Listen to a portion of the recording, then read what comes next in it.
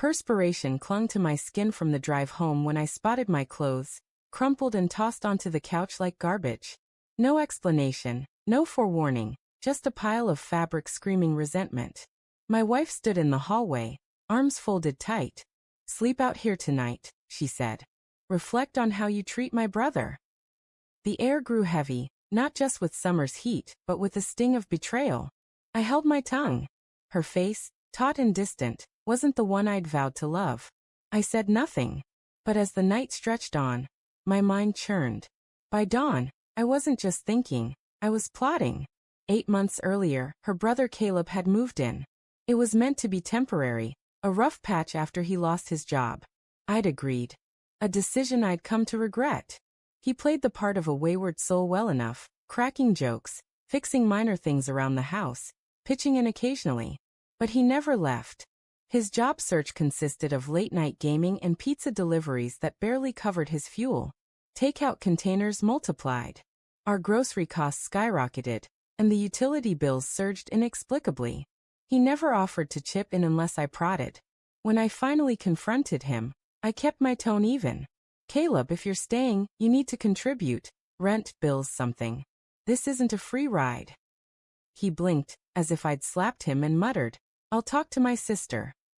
He did more than talk. He spun a tale, painting me as the cruel, domineering husband trying to oust her family. And she believed every word. That night, I didn't sleep on the couch. I listened. The walls were thin, carrying their hushed kitchen conversation to the living room, where they thought I was passed out. "I don't feel safe with him," Caleb whined, his voice dripping with cowardice. "He's just stressed," she murmured back. "But you're my priority always." That moment split something inside me. Not a loud break, but a quiet fissure, the kind that spreads until everything collapses. She hadn't just defended him. She'd chosen his side over mine. I didn't confront her. That would have handed her the upper hand. Instead, the next morning, I smiled, kissed her forehead, and said I'd reflected as she'd asked. In truth, I'd opened a separate bank account and started diverting my paychecks, contributing just enough to our joint account to avoid suspicion. I installed motion-triggered cameras in the garage and my office, places Caleb had no business being. I'd heard faint sounds of drawers sliding, papers rustling. I stopped keeping sensitive documents there, planting decoys instead. It didn't take long to confirm my suspicions. Caleb wasn't just a freeloader. He was nosy. One night, he logged into my work laptop, leaving a digital footprint. The footage showed him rummaging through my desk. What was he after? Secrets? Account numbers?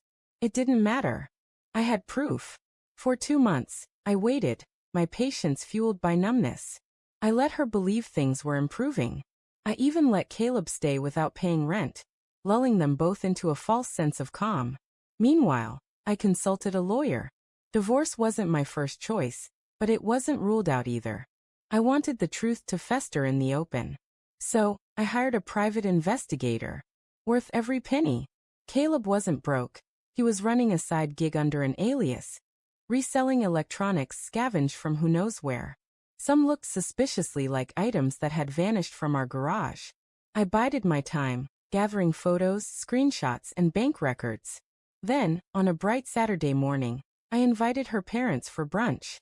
She flipped pancakes while Caleb slouched at the table, nursing a hangover. I poured coffee and said, "Good to have everyone here."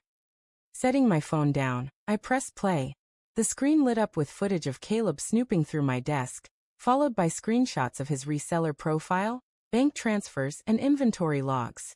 Then the final blow, my bank statements, proving I'd shouldered every bill alone for 6 months while he mooched. Her face drained of color.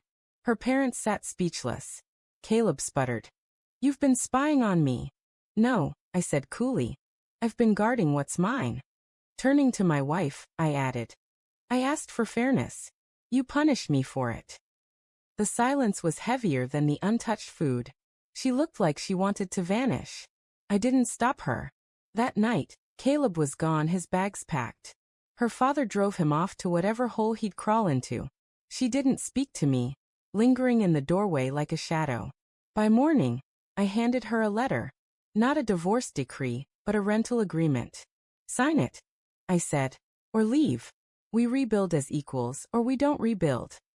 Tears streamed down her face. She claimed she didn't know, that she'd been torn between loyalty and love. Loyalty, I replied, doesn't betray love. She signed. We don't speak of that night, the footage, or her brother. But I see it in her eyes now. Respect, perhaps fear, definitely silence. The couch stays spotless, as if it's a monument to her regret. I never slept on it again, and I never will.